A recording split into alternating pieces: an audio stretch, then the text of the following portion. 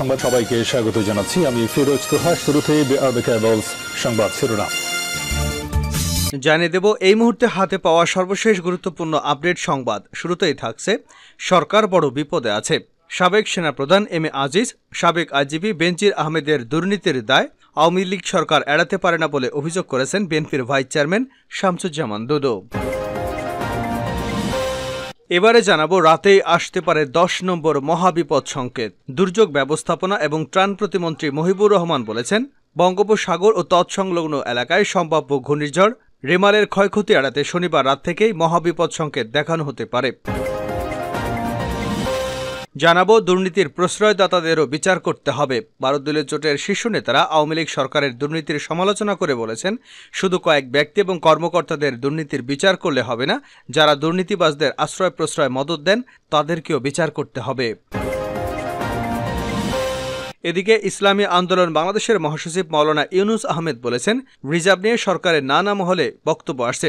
অপরদিকে ভারতের গণমাধ্যমে রিজার্ভ চুরির রিপোর্ট প্রকাশিত হয়েছে। রিজার্ভ নিয়ে আসলে কি ঘটেছে তা জাতির সামনে স্পষ্ট করতে হবে। একই সঙ্গে রিজার্ভ নিয়ে কোনো প্রকার লুকোচুরি বরদাস্ত করা হবে না বলেও হুঁশিয়ারি দেন তিনি। এবারে থাকছে, দেশটাকে ভালোবেসেছে কে, দেশের প্রতি টানটা কোথায়, প্রশ্ন হানিফের। এবং সর্বশেষ জানাবো আন্তর্জাতিক সংবাদ। লেবানন থেকে রকেট হামলা ইসরায়েলে ব্যাপক ক্ষয়ক্ষতি। লেবানন থেকে ইসরায়েলে রকেট হামলা চালানো হয়েছে। উত্তর ইসরায়েলের আপার গ্যালালিও এলাকায় এ হামলা চালানো হয়। ইসরায়েলের সেনাবাহিনী জানিয়েছে, ইসরায়েলের ভূখণ্ড লক্ষ্য করে অন্তত 20টি রকেট ছোড়া হয়েছে। এতক্ষণ শিরোনাম শুনছিলেন, এবার বিস্তারিত। প্রিয় দর্শক, আপনি যদি এই চ্যানেলে নতুন হয়ে থাকেন, ভিডিওটি দেখতে দেখতে চ্যানেলটি সাবস্ক্রাইব করে আমাদের সঙ্গেই থাকুন। আর এই ভিডিও সম্পর্কে আপনি আপনার মূল্যবান মতামতটি কমেন্ট বক্সে জানিয়ে দিন। আর হ্যাঁ প্রিয় দর্শক, জানিয়ে দিন ভিডিওটি কোথা থেকে দেখছেন।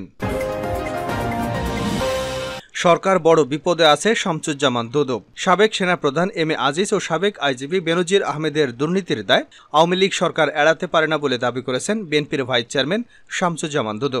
দুদু বলেন, সরকার বড় বিপদে আছে।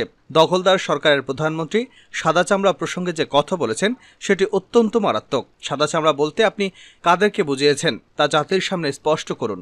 জাতীয় প্রেস ক্লাবের সামনে গণতন্ত্র ফোরামের উদ্যোগে বিএনপির চেয়ারপারসন খালেদা জিয়া ভারপ্রাপ্ত চেয়ারম্যানের বিরুদ্ধে সকল মিথ্যা মামলা প্রত্যাহার সহ কারাবন্দী নেতাদের মুক্তির দাবিতে এক প্রতিবাদ অবস্থান কর্মসূচিতে এসব কথা বলেন তিনি।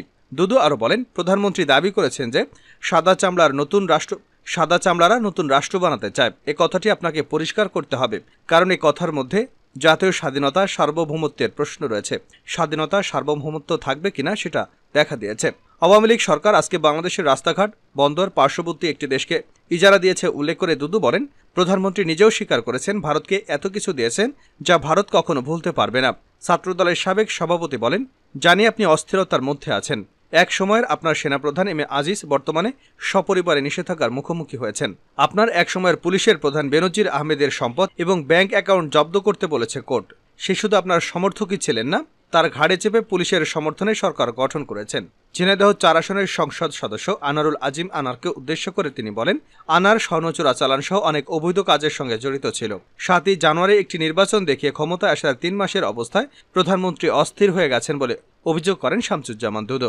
বাকি সময় এখনও পড়ে আছে। চারিদিকের যে পরিস্থিতি, এখন সরকারের অস্তিত্ব নিয়ে টানাপোড়েন চলছে।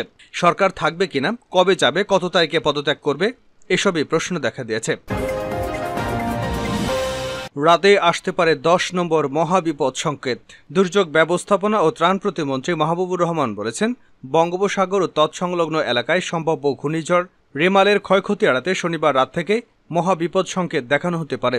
এটা 10 নম্বর মহাবিপদে চলে যেতে পারে, এরকম একটা ঝুঁকি রয়েছে। শনিবার দুপুরে সচিবালয় মন্ত্রণালয়ের সম্মেলন কক্ষে ঘূর্ণিঝড় প্রস্তুতির কর্মসূচি বাস্তবায়ন বোর্ডের জরুরি সভা শেষে সাংবাদিকদের তিনি একথা বলেন। তিনি বলেন, এখানে বাংলাদেশের আবহাওয়া অফিস, ভারতের আবহাওয়া অফিস, চীনের আবহাওয়া অফিস, জাপানের আবহাওয়া অফিস এবং পৃথিবীর অন্যান্য দেশের আবহাওয়া অফিসের সঙ্গে সমন্বয় রেখে পরিষ্কার বুঝতে পারছি ঘূর্ণিঝড়টি আসন্ন, আমরা সেই প্রস্তুতি নিয়ে রাখছি। মহিবুর রহমান বলেন, এখন পর্যন্ত 1 নম্বর দূরবর্তী সংকেত রয়েছে। আগামী 1 থেকে 2 ঘন্টার মধ্যেই সংকেত 3-এ চলে যাবে।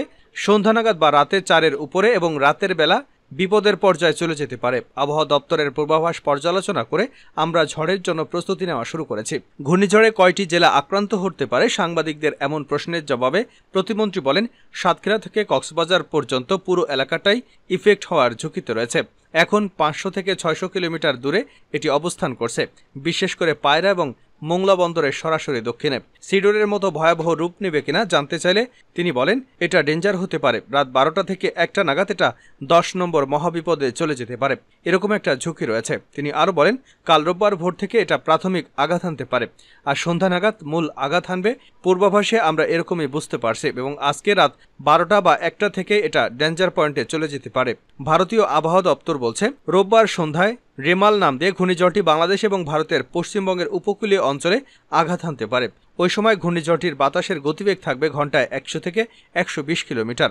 এই পরিস্থিতিতে শনিবার সকাল 9টা থেকে পরবর্তী 24 ঘন্টায় খুলনা, বরিশাল ও চট্টগ্রাম বিভাগের অধিকাংশ জায়গায় এবং ঢাকা, ময়মনসিংহ ও সিলেট বিভাগের অনেক জায়গায় অস্থায়ীভাবে দমকা অথবা ঝড়ো হাওয়া সহ হালকা থেকে মাঝারি ধরনের বৃষ্টি অথবা বজ্রসহ বৃষ্টি হতে পারে। সেই সঙ্গে দক্ষিণাঞ্চলের কোথাও কোথাও মাঝারি ধরনের ভারী থেকে অতি ভারী বর্ষণ হতে পারে। দুর্নীতির প্রশ্রয়দাতাদেরও বিচার করতে হবে।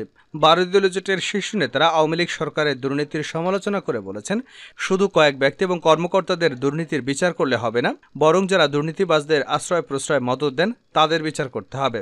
দুপুরে রাজধানীর জাতীয় প্রেস ক্লাবের সামনে এক বিক্ষোভ সমাবেশে তারা এমন মন্তব্য করেন। সীমাহীন লুটতরাজ, দুঃশাসন, দ্রব্যমূল্যের ঊর্ধ্বগতি, মূল্যস্ফীতি, আর্থিক অনিয়মের প্রতিবাদ শীর্ষকে বিক্ষোভ সমাবেশ হয়। 12 দলীয় জোটের মুখপাত্র বাংলাদেশ এলডিপির মহাসচিব শাহাদাত হোসেন সেলিমের সভাপতিত্বে প্রধান অতিথির বক্তব্য রাখেন জাতীয় পার্টির চেয়ারম্যান মোস্তফা জামাল হায়দার। তিনি বলেন, অতি সম্প্রতি দেশে অনেক ঘটনা ঘটেছে। সাবেক সেনাপ্রধান জেনারেল আজিজ এবং সাবেক পুলিশ প্রধান বেনজিরের অন্যায় দুর্নীতির ঘটনা সবাই জানেন। কিন্তু আমার প্রশ্ন, শুধু তাদের বিচার করলে হবে না, তাদের যারা প্রশ্রয় দেয় তাদেরকেও বিচার করতে হবে। সেজন্য সবাইকে রাজপথে নামতে হবে। ঐক্যবদ্ধ আন্দোলনের মাধ্যমে এই সরকারের পতন ঘটানো সম্ভব। আমি বিশ্বাস করি আমাদের আন্দোলন সফল হবে। শাহাদাত হোসেন সেলিম বলেন, দ্রব্যমূল্যের কষাঘাতে দেশের মানুষ অতিষ্ঠ, অসহায়। তারা এই সরকারের হাত থেকে রক্ষা পেতে চায়। আমরা জনগণকে সঙ্গে নিয়ে এই সরকারের পতন ঘটানোর লক্ষ্যে আন্দোলন চালিয়ে যাচ্ছি। কোনো দেশের দাবিদারি মেনে নেওয়া হবে না। দেশের স্বাধীনতার সার্বভৌমত্ব রক্ষার জন্য আওয়ামী লীগ সরকারের অবিলম্বে পদত্যাগ দাবি করছি। রিজার্ভ নিয়ে লুকোচুরি বরদাস্ত করা হবে না। ইসলামী আন্দোলন বাংলাদেশের মহাসচিব মাওলানা ইউনুস আহমেদ বলেছেন, রিজার্ভ নিয়ে সরকারের নানা মহলে নানা বক্তব্য আসছে। অপরদিকে ভারতের গণমাধ্যমে রিজার্ভ চুরি রিপোর্ট প্রকাশিত হয়েছে। রিজার্ভ নিয়ে আসলে কি ঘটছে তা জাতির সামনে স্পষ্ট করতে হবে। একই সঙ্গে রিজার্ভে কোনো প্রকার লুকোচুরি বরদাস্ত করা হবে না বলেও হুঁশিয়ারি দেন তিনি। দুপুরে ইসলামী আন্দোলন বাংলাদেশ ঢাকা মহানগর দক্ষিণের বার্ষিক দায়িত্বশীল মূল্যায়ন সভায় প্রধান অতিথির বক্তব্যে এসব কথা বলেন তিনি। ইউনুস আহমেদ বলেন, ফিলিস্তিনের সমস্যা শুধু ফিলিস্তিনের নয়, মসজিদুল আকসার সমগ্র মুসলিম উম্মার সম্পদ। উম্মার সম্পদ রক্ষা করার জন্য ওআইসি সহ মুসলিম বিশ্বকে কার্যকর পদক্ষেপ গ্রহণ করতে হবে। আগামী 31 মে ঢাকায় স্বাধীন ফিলিস্তিন রাষ্ট্র গঠনের দাবিতে গণমিছিল করবার জন্য সকলকে আহ্বান জানান তিনি। আন্তর্জাতিক আদালতের আদেশকে অগ্রহণযোগ্য বলল ইসরায়েল।